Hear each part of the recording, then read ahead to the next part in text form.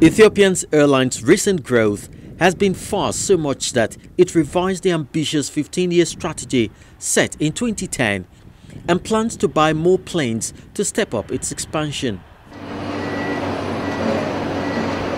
Its plan had been to more than double its fleet to 120 and become Africa's biggest airline by 2025.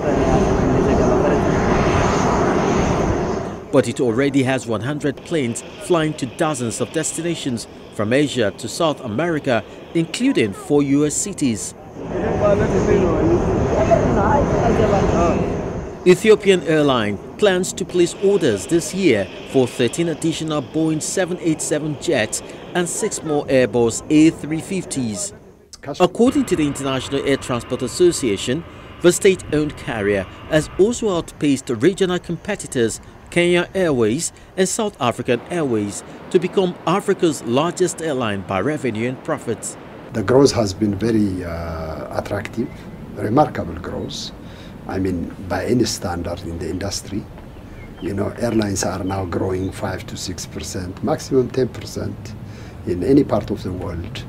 But we are growing 20% plus. So this is impressive by any standard in the industry. The airline has come a long way from when it was established in 1945 as a joint venture with now defunct US carrier Transworld Airlines.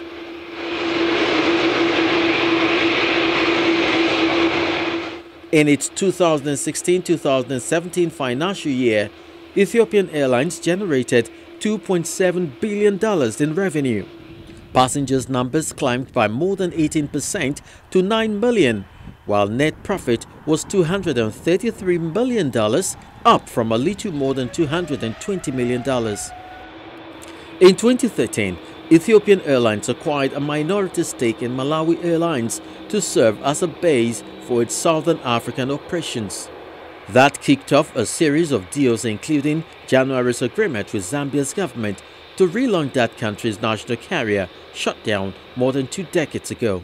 Going forward, when the competition gets tougher and tougher, it will be difficult for us to compete only with one hub in Addis. So expanding the hub is putting the competition one step ahead of the curve. Otherwise, we will be very challenged by the Gulf carriers, with one hub here in Addis and another hub for Emirates in Dubai will be apple to compete. But if we take the hub from Addis to multiple hubs, it puts us in a better competitive advantage in terms of positioning the airline. During the sudden decline of oil price, global oil price, most countries found themselves almost bankrupt in terms of foreign currency. So we were not able to take our money out of Nigeria, Angola, Sudan, and so on. Nigeria has been solved, but Sudan and Angola are still, we are still suffering. Today, as we speak, we have more than $100 million of worth of kwanza sitting in Angola for the last 4 or 5 years. As you know, running a business needs cash flow. But it isn't all clear skies for the fast-growing carrier.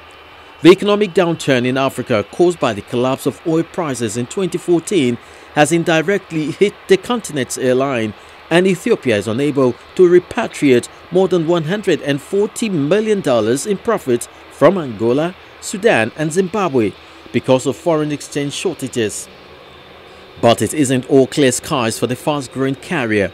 The economic downturn in Africa caused by the collapse of oil prices in 2014 has indirectly hit the continent's airlines, and Ethiopia is unable to repatriate more than $145 million in profits from Angola, Sudan and Zimbabwe because of foreign exchange shortages. With Africa's aviation industry still hampered by government protectionism and high taxes, Ethiopia Airlines believes that setting up or taking stakes in small carriers is a way around the restrictions.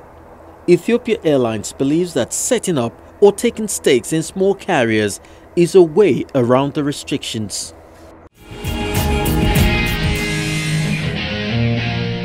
When we return after the break, Newsflash is next. Please stay with us.